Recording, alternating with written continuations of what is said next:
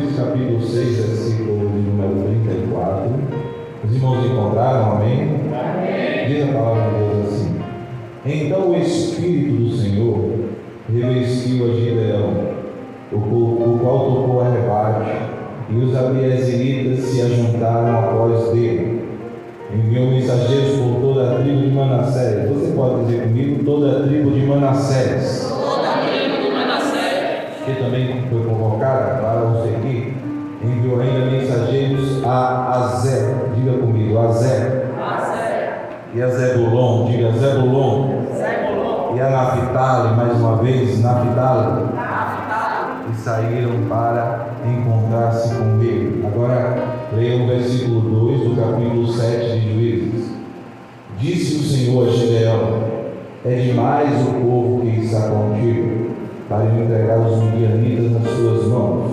Israel poderia se gloriar contra mim, dizendo: a minha própria mão me livrou. Quantos podem dizer amém? Amém. Que o Senhor, pois, aplique essa palavra bendita e preciosa aos nossos corações. A palavra de Deus, através do servo do Senhor, Gideão, tem muito a nos ensinar. Eu fiz questão de ler a história aqui para os irmãos, o chamado, quando Gideão, a Bíblia diz, revestido pelo Espírito de Deus, ele toca o instrumento, a rebate, toca aquele instrumento e ele reúne 32 mil homens. Percebam, irmãos, que ele não que ele não faz isso por si mesmo. Percebam que ele não é uma atitude do homem Gideão, não é uma atitude humana, mas a Bíblia diz que o Espírito Santo revestiu a Gideão, lhe dando esse impulsionamento para que ele fizesse isso. Logo, não era Gideão quem estava chamando para a missão que ele havia de cumprir aqueles homens, mas o próprio Deus, através do seu Espírito,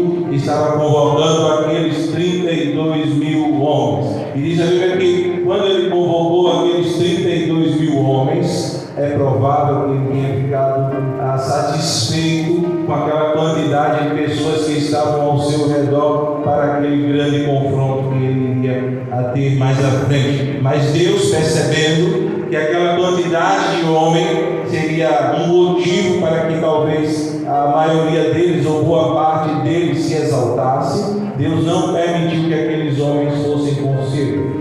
Mas a história tem continuidade e daqui a pouco eu queria compartilhar um pouco com os irmãos a continuidade dessa história. Mas deixa eu dizer algo para os irmãos antes disso. A primeira coisa que eu queria dizer para os irmãos nessa noite é que Gideão era um homem comum. Era um homem como eu e você. Era um homem, às vezes a gente olha para Gideão e a gente pensa que estamos tão longe, mas tão longe daquilo que era o servo do Senhor, e que nós não chegamos nem perto disso. Mas na verdade a palavra de Deus nos mostra que Gideão era um homem como eu e você. Não só Gideão, mas o próprio Elias e todos os servos do Senhor que estão registrados aqui na palavra de Deus, as suas histórias, eram pessoas comuns. Por exemplo, às vezes a história ficou mais conhecida pelo próprio, a história ficou conhecida não pelo Gideão, mas pelos 300 homens de Gideão. Talvez a história seja mais conhecida pelos 300 do que pelo próprio Gideão. Mas a Bíblia fala que Gideão teve um encontro com o Senhor, e o Senhor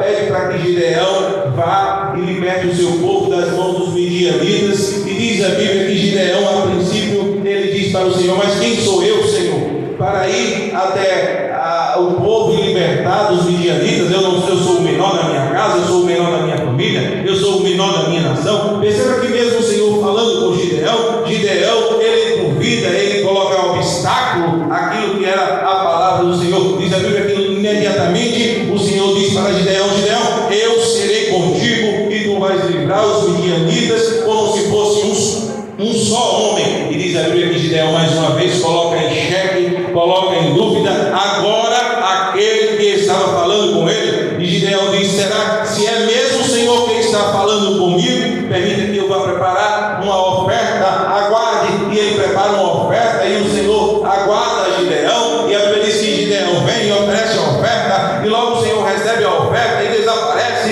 e Gideão percebe que é o Senhor. E quando Gideão percebe que é o Senhor, diz a palavra de Deus que Gideão agora pensa que vai morrer. Diz assim: viu o Senhor Senhor face a face, eu irei morrer. Neste momento, o Senhor aparece novamente a Gideão e diz: não te preocupe, porque você não vai morrer.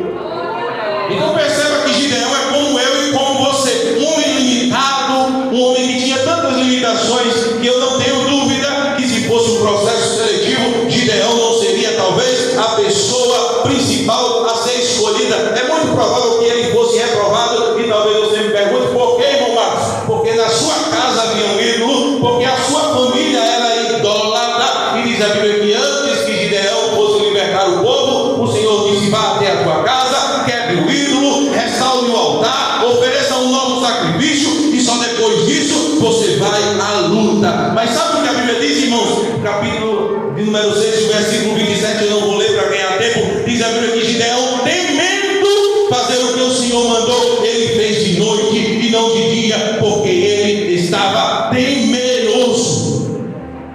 E depois de tudo isso, Gideão pede sinais a Deus, Deus dá os sinais a Gideão, e diz a Bíblia que mais uma vez Gideão está temeroso, porque no capítulo 7 e no versículo 10, o Senhor diz para Gideão: se tu ainda temes livrar a Israel dos inimigos, pega o teu moço Purã e desce até o arraial dos midianitas. E o que foi que Gideão fez? Pegou o seu moço e desceu até o arraial dos midianitas. Apesar de Deus falar tantas vezes com Gideão, comissionar Gideão pessoalmente, diz a Bíblia que Gideão tinha medo e Gideão era temeroso, mas Deus fortaleceu as mãos de Gideão, e no momento certo, e quando Gideão estava preparado, ele cumpriu com a sua chamada.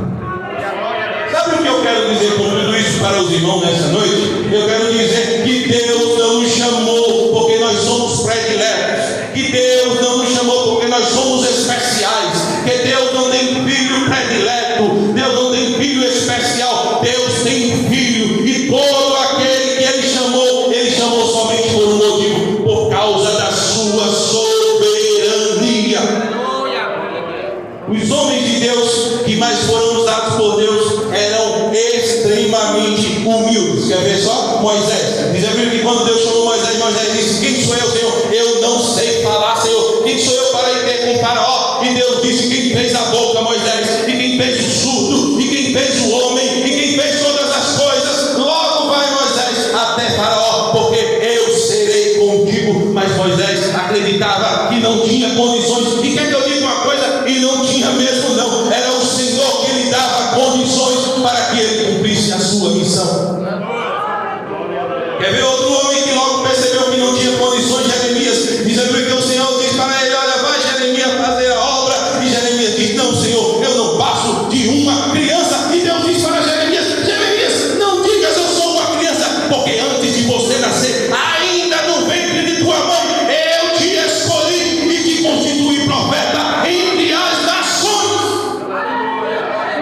E eu fiquei pensando: por que Deus escolheu a Jeremias ainda no ventre de sua mãe? Sabe por quê, irmãos? Para que nós percebêssemos que Deus não nos escolheu porque nós trabalhamos muito, ou porque nós trabalhamos pouco, ou porque nós somos corajosos, ou porque alguém é medroso, ou porque isso, ou porque aquilo. Não, Deus escolheu por um único motivo, a mim e a você, pela sua soberania. E talvez você diga o seguinte: irmão Marcos, mas ele é medroso. Mas o Deus que chama transforma medroso em corajoso. Irmão Marcos, mas ele não tem condições. Mas o Deus dá condição àquele que não tem condições. Deus chama e capacita aquele a quem ele chamou.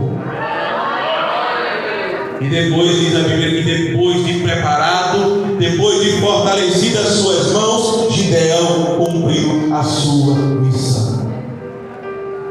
Mas a outra coisa que eu queria destacar com os irmãos sobre a leitura que fez é que esses 32 mil homens, aparentemente, somente os 300, de fato, Deus pôde contar com eles. Leve engano. Se Deus pudesse contar apenas com os 300, escute bem. A Bíblia diz que o Espírito Santo revestiu a Gideão, e Gideão tocou a trombeta e reuniu 32 mil homens. A trombeta que chamou os 300, chamou os 31.700. E talvez você diga: qual o problema, irmão Marcos? O problema é que eu não li o fim da história. Não sei você. vocês, mas eu, por vezes, não li o fim da história. E o que diz o fim da história? Abra sua Bíblia no capítulo 7, no versículo de número 22. Talvez esse seja o fim dessa história quanto aos 32 mil homens. Diz a palavra de Deus assim, Juízes capítulo 7, versículo 22. Ao soar das 300 trombetas, o Senhor tornou a espada de um contra o outro. Perceba que quando os 300 tocaram a trombeta, no arraial dos inimigos,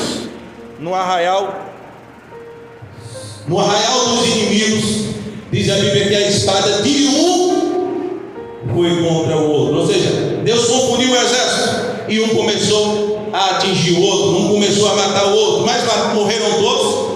Olha o que a Bíblia diz: ao soar das 300 trombetas, o Senhor tornou a espada de um contra o outro, e isto em todo o arraial, que fugiu o rumo de Zererá até Bet-Sida, até os limites de Abel Meolá, acima de Tabat. Versículo 23, veja o que diz a palavra do Senhor. Então os homens de Israel, de Naphtali, lembra que eu pedi para os irmãos repetirem? Os homens de onde? De Naphtali e de Aser, lembra que eu pedi para os irmãos repetirem? E de todo Manassés foram o que, irmãos? Foram o que, irmãos? Ô irmão, mas não eram os 300? Mas Deus só não conta com os 300? Mas não é só os 300 que faz a obra? Mas não é só os 300 que nós contamos? Olha o que a Bíblia diz: esses homens foram convocados, mas eles não vieram, irmãos. Eles ficaram chateados, porque eles, há tempo atrás, a Gideão botou ele para casa, e agora eles não voltaram, e aí eles não quiseram lutar, porque eles eram muito medrosos, porque não sei o que. É isso que a Bíblia diz, irmãos. Vamos ver, finalzinho do versículo 23. Foram convocados e o que? Perseguiram os medianitas. Aqueles que outrora não serviam foram convocados na hora certa e no momento certo e perseguiram os medianitas. Sabe quem fez o trabalho mais difícil? Porque mais na frente nós vamos ver que Gideão disse que tinha que eliminar o inimigo, tinha que eliminar completamente, porque senão depois ele voltaria mais fortalecido. E a Bíblia diz que aqueles homens foram convocados e perseguiram o inimigo, e enfrentaram o inimigo, e eliminaram o inimigo. E sabe o que os 300 fizeram? Tocaram trombeta. Eu não sei se você entendeu o que foi que Deus fez naquele dia. Eu também não queria entrar em muitos detalhes por causa do tempo, mas deixa eu só dizer uma coisa para os irmãos nessa noite. Quando a Bíblia diz que Deus disse que os medrosos voltem, mais à frente Deus, em outras palavras, diz: aqueles que tinham excesso de coragem voltem também. Porque os testes que Deus fez sobre beber a água mostravam que aqueles mais distraídos, aqueles que não estavam preocupados com o inimigo, aqueles que não estavam nem aí para o inimigo, que se abaixaram e beberam água à vontade, como se não tivesse nenhuma guerra, como se não tivesse acontecido nada. Aqueles que tinham excesso de coragem, que menosprezavam o inimigo, também voltaram os medrosos e voltaram os corajosos demais. Naquele dia Deus preferiu escolher para aquela missão daquele dia aqueles que eram mais equilibrados, aqueles que tinham que tocar a trombeta no tempo certo, aqueles que tinham que marchar no tempo certo, aqueles que tinham que quebrar o vaso no tempo certo. Foram esses mais equilibrados que Deus a princípio escolheu para cumprir aquela missão, mas tinha uma missão muito mais árdua, que era perseguir e vencer os inimigos, que não seriam feita e que não foi feita pelos 300, mas foi feita pelos 31.700. O que eu quero dizer para os irmãos dessa noite nada mais é do que Deus conta comigo e conta com você. Quando Deus te chama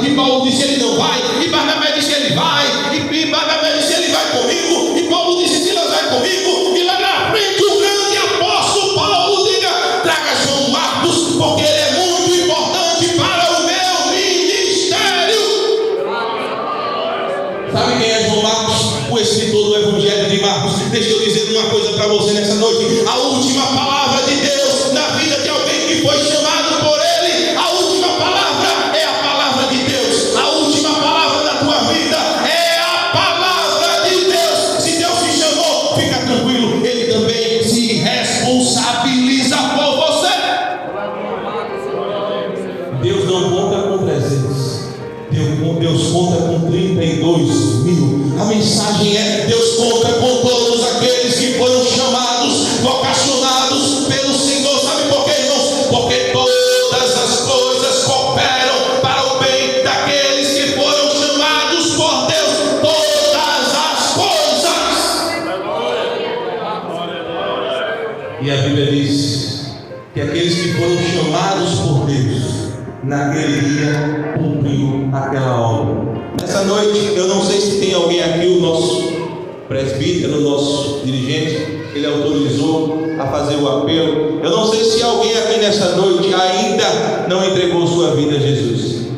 Eu quero dizer que você não chegou aqui em vão. Eu quero dizer que o Espírito de Deus te trouxe aqui e Deus tem te chamado através da sua palavra. Talvez você diga: mas eu tenho medo de aceitar e depois eu não ter condições de permanecer no Evangelho. Eu também pensava isso.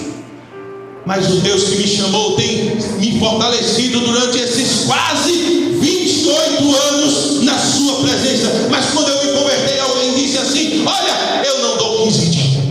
E depois que passou 15 dias, alguém disse: olha, eu não dou um mês. E depois que passou um mês, alguém disse: eu não dou 6 meses. E vão fazer quase 28 anos que eu estou aqui, porque o Senhor tem me sustentado. Você que Deus tem chamado, pode vir tranquilo, porque o Deus que tem te chamado é o Deus que vai te sustentar durante a sua caminhada.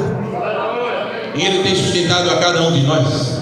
Cada um aqui tinha condição de falar sobre a sua chamada, porque a sua chamada sempre foi algo marcante, algo especial na sua vida. Eu, por exemplo, nunca esqueci o dia que Deus me chamou. Minha família não gostava de crente. Quando os crentes desciam a rua, a gente dizia: fecha as portas e as janelas, porque lá vem os bodes. E crente para nós era bode. Mas um dia, meu irmão construindo a casa dele, e aí teve que conseguir um pedreiro, e não arrumava pedreiro, e não conseguia pedreiro, até que o irmão Antônio apareceu, era pedreiro, e o irmão Antônio construía a casa, e pregava a palavra, e construía a casa, e pregava a palavra. E um dia ele pregou para mim sobre as 10 virgens. E aí ele disse que quando Jesus viesse, as 5 virgens iriam ficar, e 5 iriam com Jesus, e essas virgens representavam gente, e ele estava dizendo naquele dia para mim, que muitos iriam com Jesus, outros ficaria, e era terrível, ia gritar, ia clamar, e eu disse: misericórdia, eu não quero ficar não. E aí o irmão Antônio disse: então você vai comigo domingo para a igreja aceitar Jesus. Eu disse: eu vou sim. Irmão, mas parece que não chegava o domingo, e chegava a terça, e a quarta, e eu ia ligar uma rádio evangélica para um consolo, e quando eu ligava, o pregador dizia: Jesus está voltando. E eu dizia: misericórdia, vou mudar de rádio.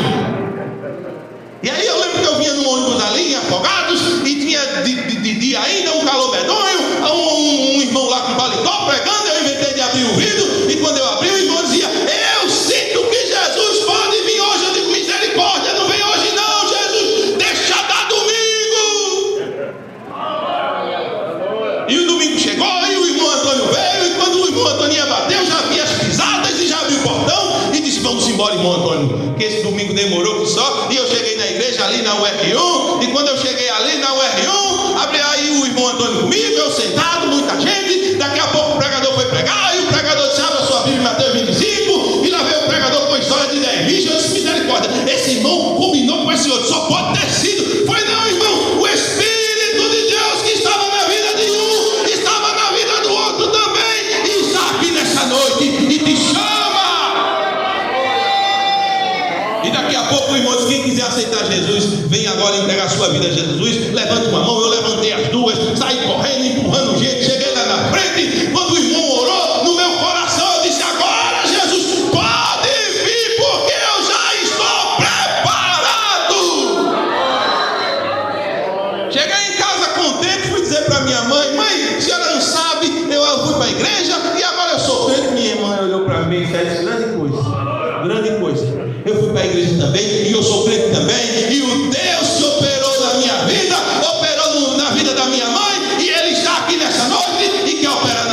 também por